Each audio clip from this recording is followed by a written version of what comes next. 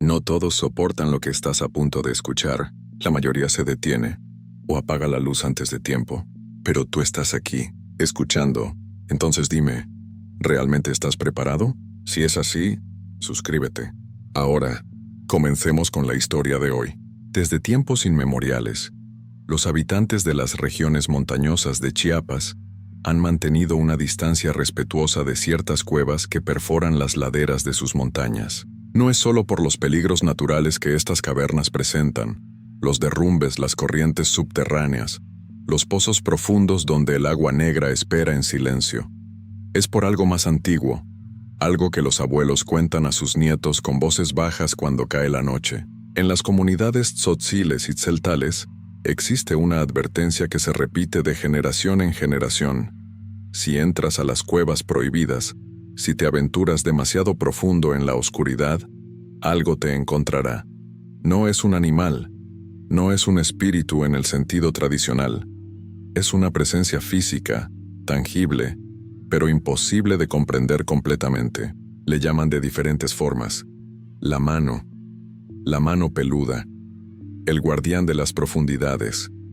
Pero todos están de acuerdo en algo. Si sientes su toque en la oscuridad de una cueva, si esos dedos largos y cubiertos de pelo áspero se cierran alrededor de tu tobillo o tu muñeca, tienes solo dos opciones: dejar que te arrastre hacia las profundidades de donde nunca regresarás, o cortar lo que sea que haya agarrado y huir, dejando una parte de ti atrás. No hay tercera opción, y los que han sentido su toque y han logrado escapar, llevan las marcas para siempre. No solo en su piel, sino en su mente, despertando cada noche con la sensación de esos dedos cerrándose alrededor de ellos otra vez. Mi nombre es Ricardo Sánchez Morales. Tengo 32 años y soy espeleólogo, un explorador de cuevas profesional. Nací en San Cristóbal de las Casas, Chiapas, y desde joven me fascinaba la idea de lo que existía bajo la superficie de nuestras montañas. Estudié geología y luego me especialicé en exploración de cuevas. Es un trabajo que combina aventura, ciencia y una conexión profunda con la tierra. Chiapas tiene algunos de los sistemas de cuevas más impresionantes de México, muchos todavía sin explorar completamente. Hace 9 meses recibí información sobre un sistema de cuevas en la región de la Selva Lacandona que nadie había documentado formalmente. Un grupo de campesinos de una comunidad tzeltal me contactó porque habían encontrado una entrada a lo que parecía ser una cueva muy grande cerca de sus tierras. Querían saber si era segura, si había riesgo de derrumbes que pudieran afectar sus cultivos. Me ofrecieron pagarme por hacer una exploración básica y darles un reporte. Llegué a la comunidad a finales de febrero. Era un lugar pequeño, unas 30 familias viviendo en casas sencillas dispersas entre las colinas. El líder comunitario, don Mateo, me recibió con amabilidad pero también con cierta preocupación. Cuando le expliqué que necesitaría explorar la cueva completamente para darles un reporte confiable, su expresión se volvió seria. «Hay algo que debes saber sobre esa cueva», me dijo. «Nuestros abuelos dicen que está prohibida, que algo malo vive ahí dentro. Por eso nunca entramos, solo conocemos la entrada». Pero los jóvenes ya no creen en esas historias. Quieren usar la tierra cercana para sembrar.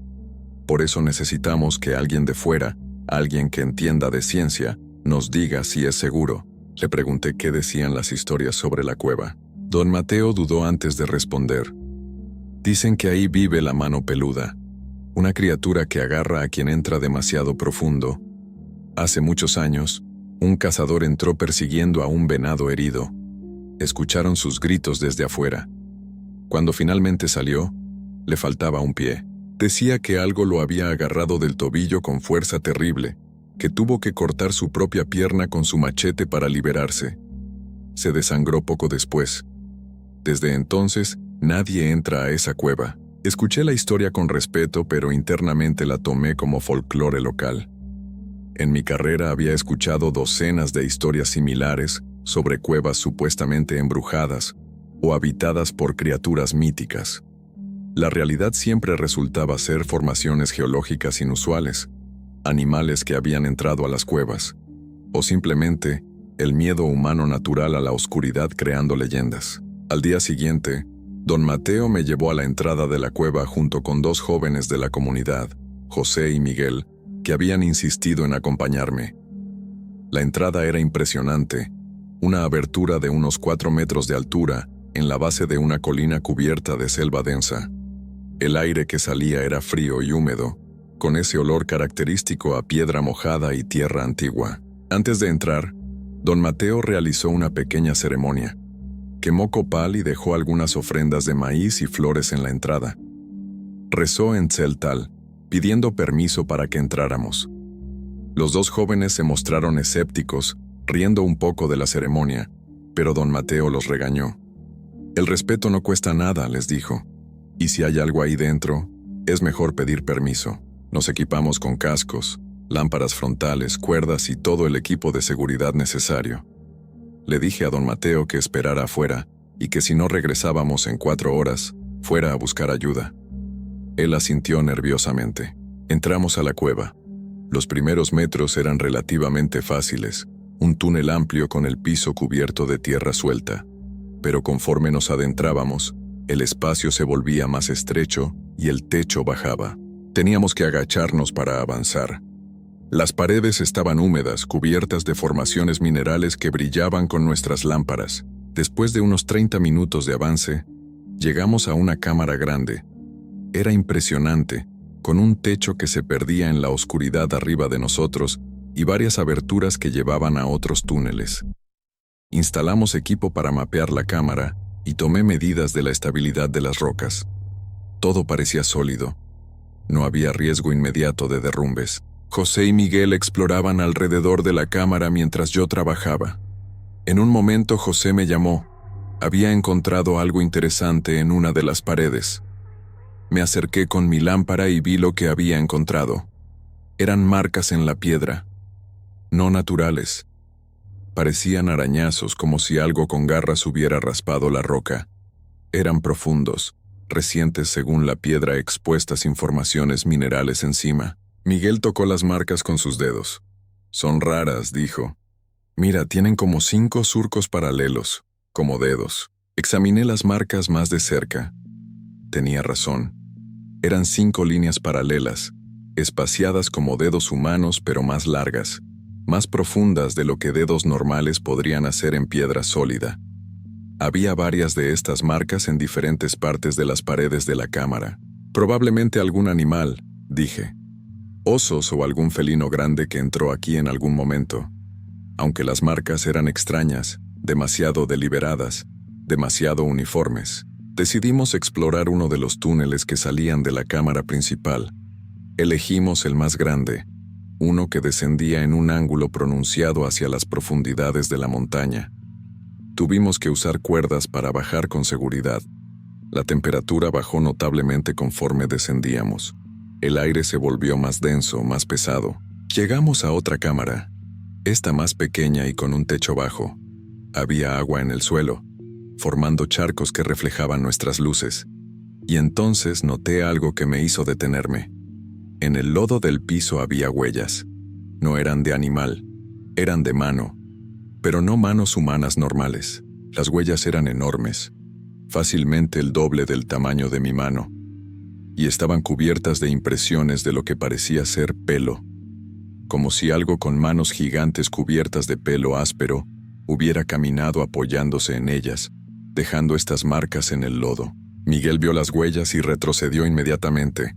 Eso es lo que don Mateo decía. La mano peluda. Tenemos que irnos. Ahora. José trató de calmarlo. Son solo huellas viejas, probablemente de algún animal que entró hace mucho tiempo, pero incluso él se veía nervioso. Examiné las huellas con más cuidado. Eran recientes. El lodo todavía estaba húmedo alrededor de las impresiones. Lo que fuera que las había hecho había estado aquí hace pocas horas, tal vez menos, y había muchas huellas, formando un patrón que sugería movimiento, como si algo hubiera estado patrullando esta cámara repetidamente. Decidí que era momento de regresar.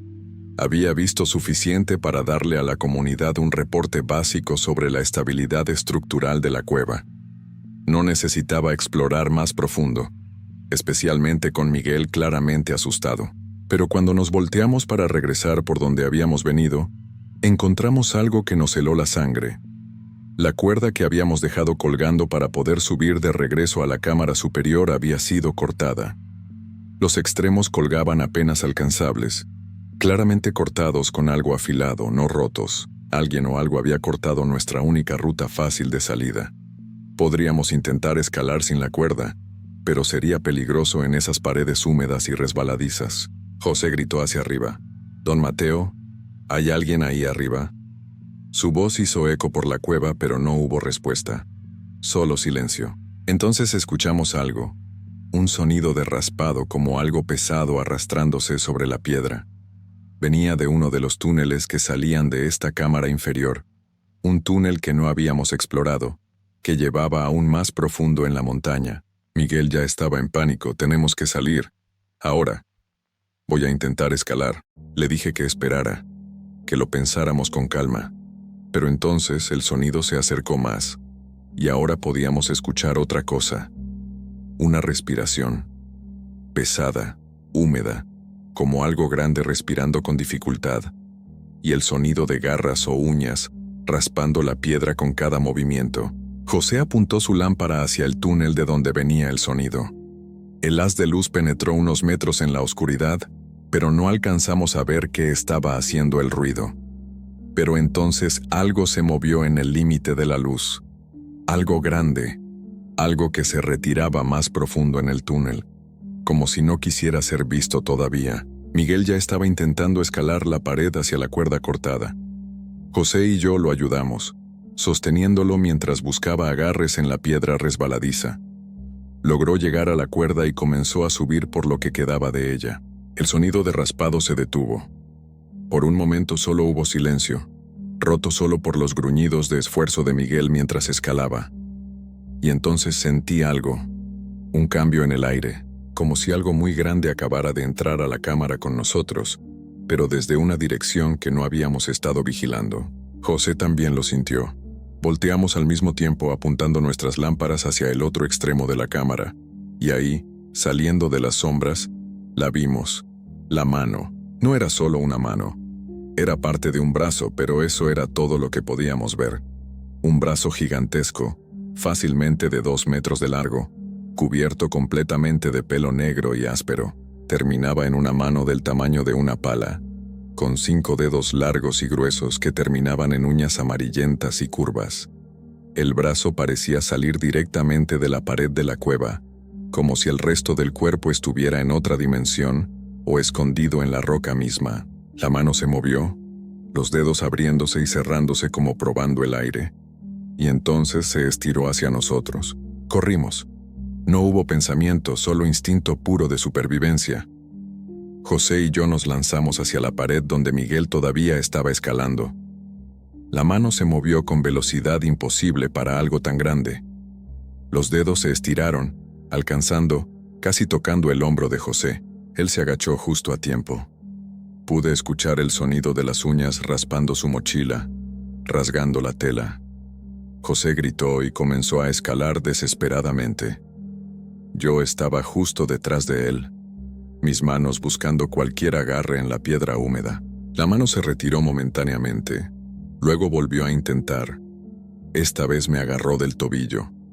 El agarre era como un tornillo de banco, una presión increíble que sentí que iba a romper mis huesos, y el tacto era horrible. El pelo áspero y húmedo contra mi piel, la sensación de algo que estaba vivo pero que no debería estar vivo. Pateé con mi pie libre, golpeando lo que pude de esa mano monstruosa.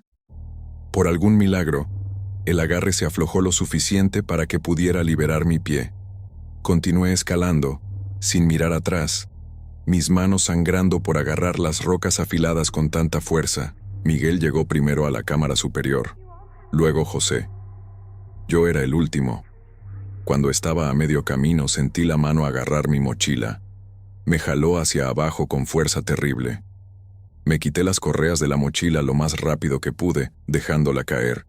Escuché el sonido de la mochila siendo despedazada abajo, los materiales dentro desparramándose por el piso de la cámara. Llegué a la cámara superior jadeando, mi corazón latiendo tan fuerte que pensé que iba a estallar. Los tres corrimos hacia la salida sin decir palabra.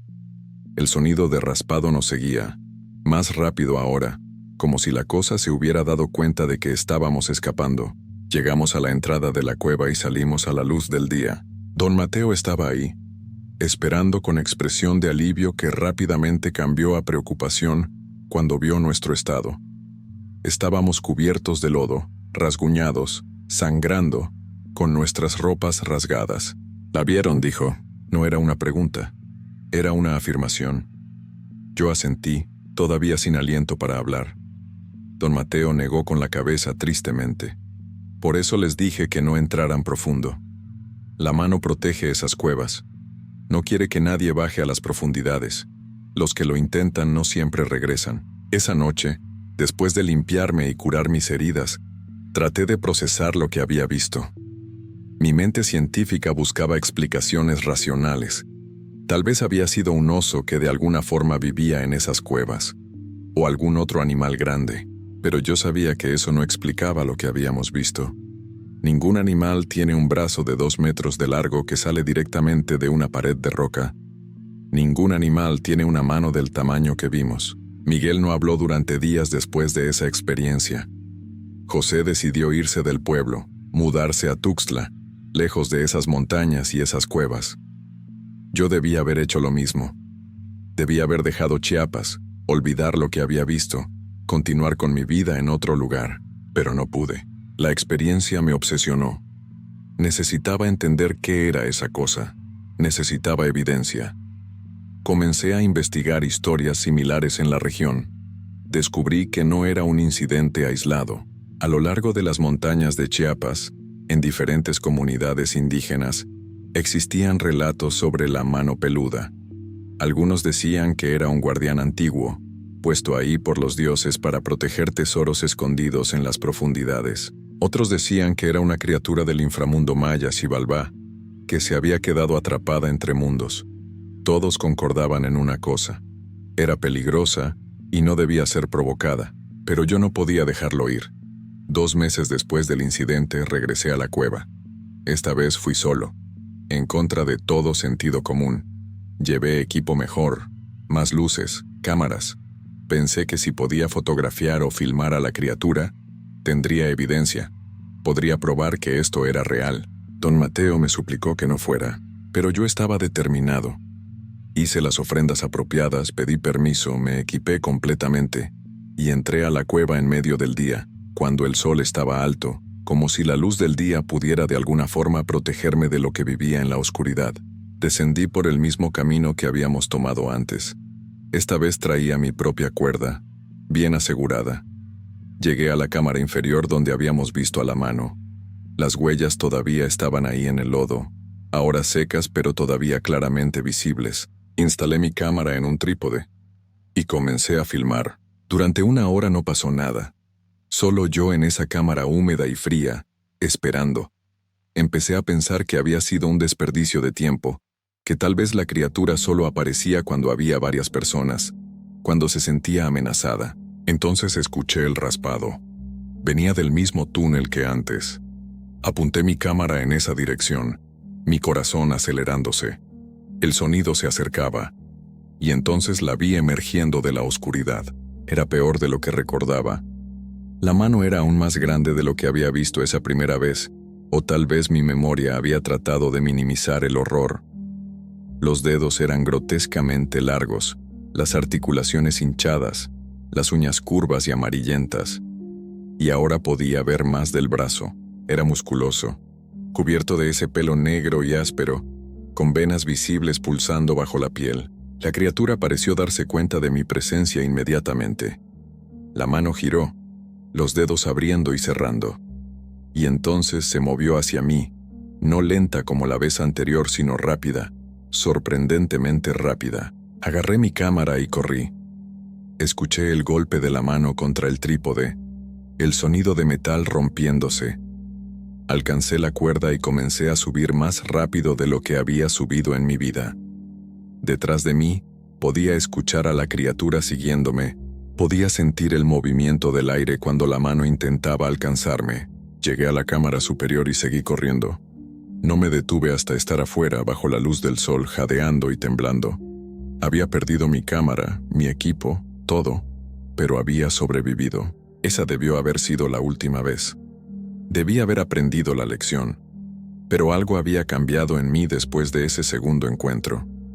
Ya no era solo curiosidad científica, era algo más oscuro, era obsesión. Comencé a tener sueños sobre la cueva, sueños donde caminaba más y más profundo, siguiendo el túnel de donde emergía la mano, encontrando finalmente lo que estaba al otro lado.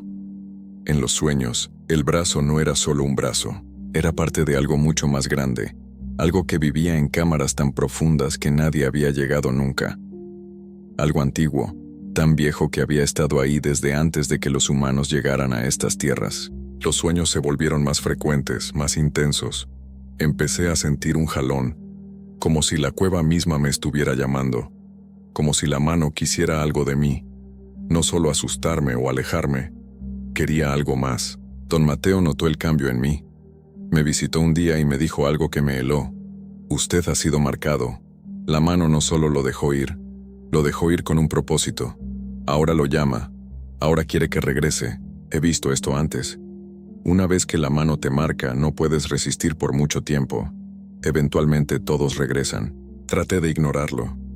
Me mudé a San Cristóbal, lejos de ese pueblo, lejos de esa cueva. Pero el jalón no desapareció. Los sueños continuaron. Y comencé a notar algo más.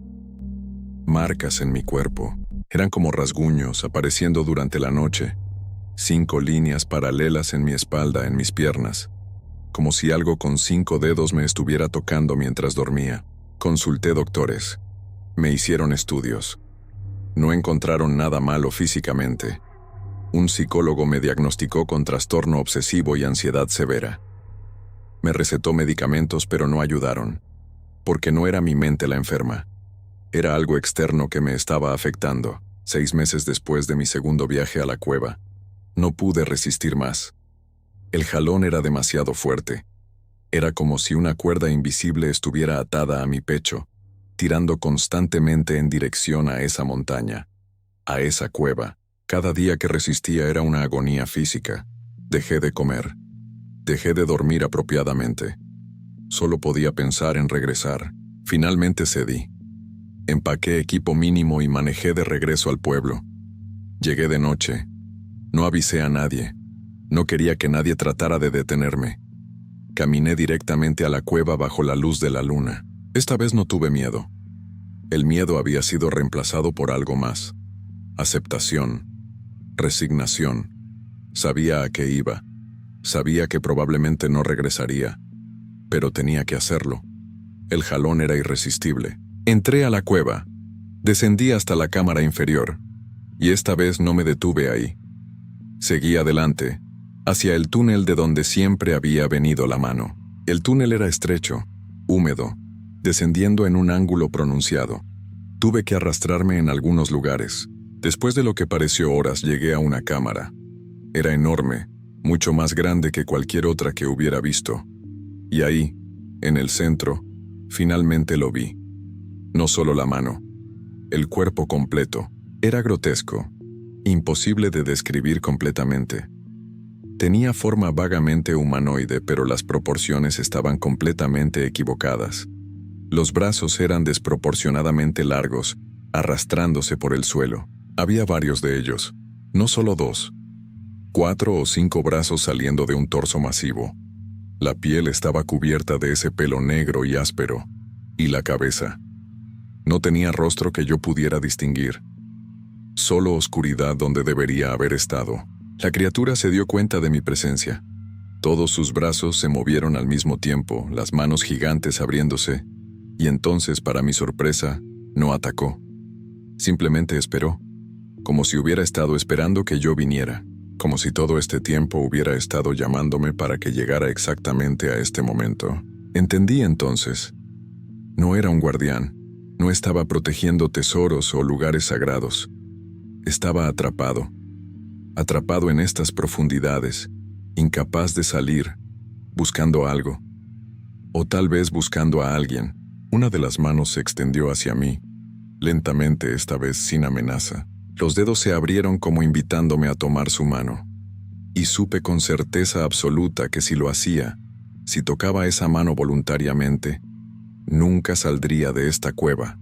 Me convertiría en parte de lo que fuera esta criatura. Me uniría a ella en esta existencia subterránea eterna. Debí correr.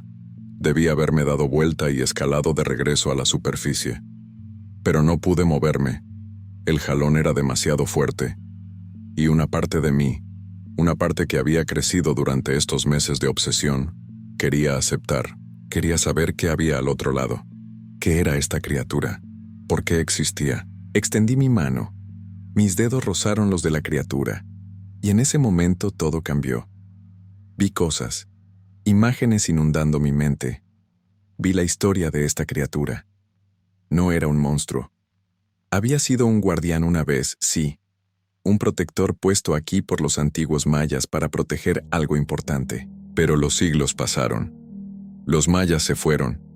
El conocimiento de lo que protegía se perdió. Y el guardián permaneció, cumpliendo su deber, pero lentamente transformándose, corrompiéndose, convirtiéndose en algo más. Algo que ya no recordaba por qué estaba aquí, solo que debía permanecer, y ahora me estaba pasando su deber. Me estaba convirtiendo en el nuevo guardián. Sentí mi cuerpo comenzar a cambiar. Mis dedos se alargaron. Mi piel comenzó a picar donde el pelo comenzaba a brotar.